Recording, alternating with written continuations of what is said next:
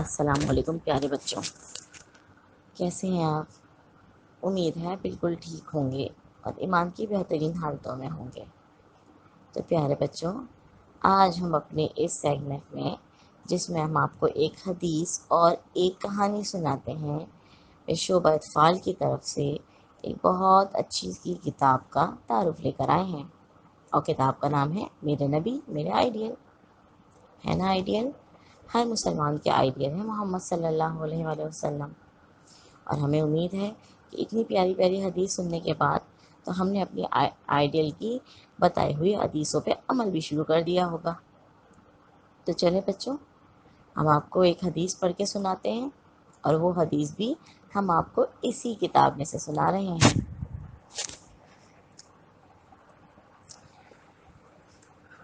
عبداللہ بن عمرو رضی اللہ تعالیٰ عنہ سے روایت ہے کہ انہوں نے بیان کیا کہ رسول اللہ صلی اللہ علیہ وآلہ وسلم سے کسی شخص نے پوچھا، بہترین مسلمان کون ہے؟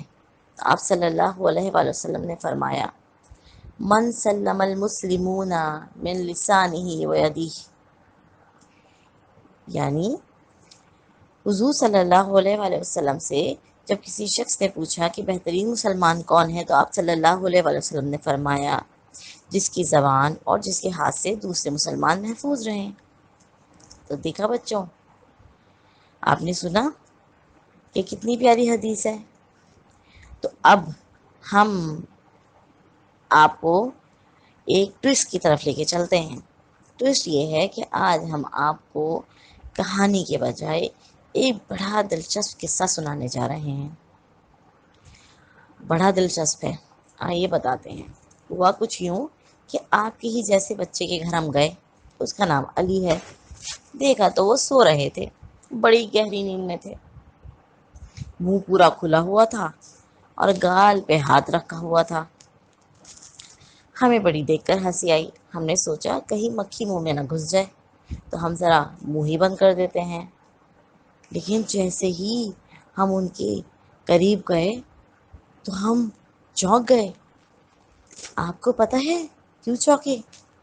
وہ اس لیے کیونکہ علی کا ہاتھ اور علی کی زبان ایک دوسرے سے باتیں کر رہے تھے۔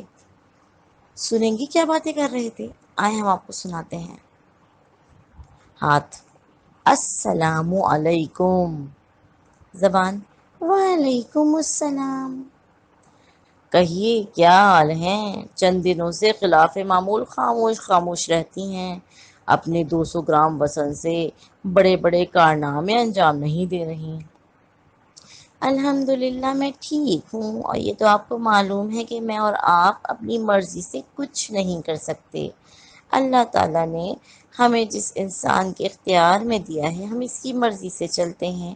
میرا وزن 200 گرام ہے، مگر مجھے میرے مالک مجھ سے جو بھی بڑے بڑے کام لیتے ہیں، چاہے وہ اچھے ہوں یا برے ہوں، وہ انہی کے اختیار میں ہے۔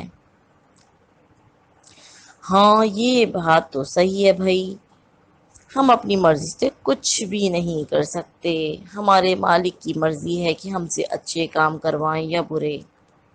اچھا ایک بات تو بتائیں، آج کل میرا اور آپ کا استعمال کچھ مختلف طریقے سے نہیں ہو رہا؟ نہ میرے ذریعے بچوں کی پٹائی لگائی جا رہی ہے، نہ ہی ان کی ہاتھ سے چیزیں چھینی جا رہی ہیں۔ کل تو مجھے میری امی کی مدد اور کمرے کی صفائی کے لیے بھی استعمال کیا گیا۔ بالکل میرے ساتھ بھی یہی ہو رہا ہے، نہ کسی سے چیخ کر جواب دیا جا رہا ہے، نہ جھوٹی شکایتیں لگائی جا رہی ہیں۔ کل ساتھی کی جعلی چغلی کرنے کے لیے جیسے ہی 2 لفظ کہنا شروع کیے، چپ کرا دی گئی۔ مجھے تو ایک ہی وجہ معلوم ہوتی ہے، جلدی بتائیے کیا وجہ ہے؟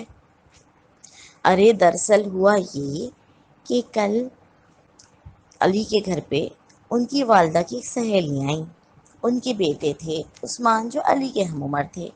انہوں نے علی کو بتایا کہ میں شعبہ اطفال کی آن لائن کلاسز کو جوائن کیے ہوئے ہوں، اور وہاں میں بہت اچھی اچھی حدیثیں سنتا ہوں۔